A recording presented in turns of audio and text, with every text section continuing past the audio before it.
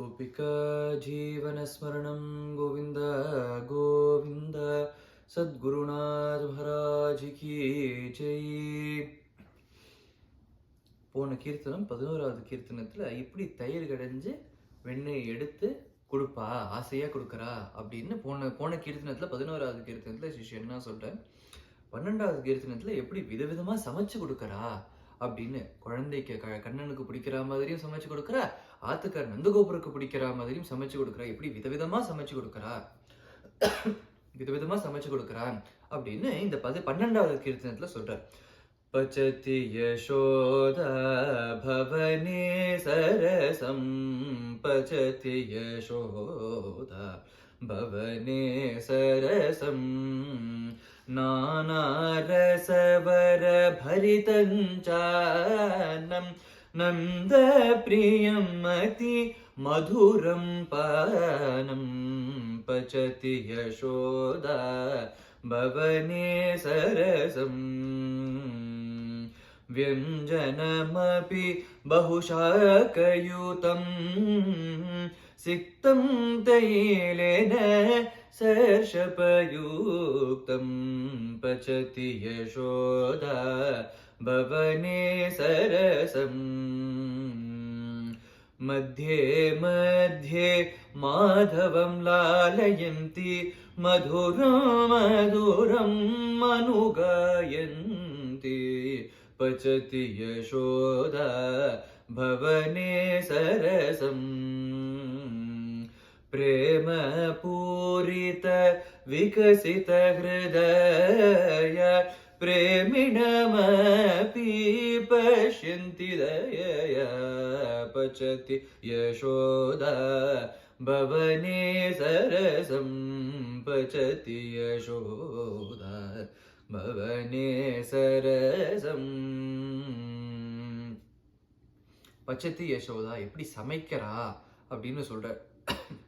விதவிதமான நானா ரச வர நவரசத அறுசுவை உணவு சமைச்சு கொடுக்கறா குழந்தை கண்ணனுக்கும் ஆத்துக்கர் நந்தகோபுருக்கும் பிடிச்ச ட்ரிங்க்ஸ் எல்லாம், அது பானம் இல்லையா, அதெல்லாம் பண்ணி கொடுக்கறா. ட்ரிங்க்ஸ்னா லிக்விட் ஜூஸ் மாதிரி, அதுக்காக சொல்றேன். ஸோ அந்த மாதிரி எல்லாம் பண்ணி கொடுக்குறா.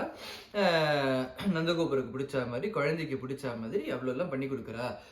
ஸ்வீட்டு, காரம், கசப்பு, தூவறுப்பு, இந்த மாதிரி அறுசுவை உணவு எல்லாம் பண்ணி ஆசையா சமைச்சு கொடுக்கறா அப்படின்னு சொல்ற. வியஞ்சனமபி பகுஷாகயுதம், நிறைய வெஜிடபிள்ஸ் எல்லாம் பண்ணி, காய்கறிகளை விதவிதமான காய்கறிகள்லாம் எடுத்து கட் பண்ணி சமைச்சு கொடுக்கறா. கீரைகள்லாம் விதவிதமான கீரைகள்லாம் பண்ணி சமைச்சு கொடுக்கறா. சிக்தம் தைலேன சர்ஷபயுக்தம், எண்ணெயில கடுகு தாளிச்சு அவ்வளோ அருமையா சமைச்சு கொடுக்கறா. அப்படிங்கிற அளவுக்கு அவ்வளோ டீட்டெயில்டா சிஷ்யன்னா இந்த விதத்துல கடுகு தாளிச்சு கொடுக்கறா, தாளிச்சு சமைக்கிறா அப்படிங்கிறதுலேருந்து சொல்லியிருக்கா சிஷ்யன்னா இந்த பாட்டுல, இந்த கீர்த்தனத்துல. मध्ये मध्ये माधवं लालयन्ति मधुरं मधुरं अनुगायन्ति.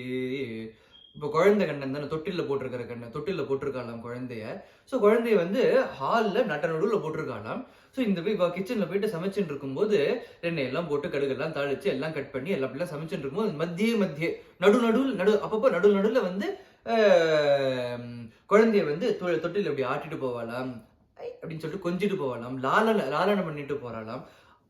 ஏற்கனவே போன கீர்த்தனத்திலேயே பார்த்த மாதிரி யசோதம்மா எது பண்ணாலும் குழந்தைய பத்தி அந்த பகவானுடைய பால லீலைகளை பாடிண்டே தான் பண்ணுவாங்க. ஸோ இதான் சொல்றேன் இந்த இடத்துல, மதுரம் மதுரம் அனுகாயந்தி, பாடிண்டே பால லீலைகள்லாம் பாடிண்டே அப்பப்போ நடுவில் குழந்தைய கொஞ்சிண்டு தொட்டில் ஆட்டிட்டு நடுவில் இதெல்லாம் பண்ணிட்டு போய் சமைக்கிறாளாம்.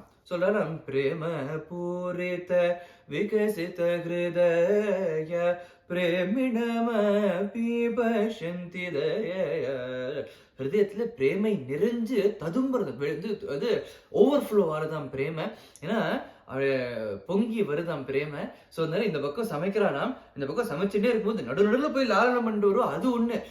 லாலனை பண்ணாத சமயத்துல என்னன்னா, இந்த பக்கம் அப்படி வருத்துட்டே அப்படி இந்த குழந்தைய பார்த்துட்டே அப்படி பார்க்கும்போது மனசு அப்படியே ஒரு சந்தோஷம் வருமா, மனசு பூரிச்சு போகுமா, அவ்வளோ ஒரு பிரேம பொங்கி வெளில வருதான்.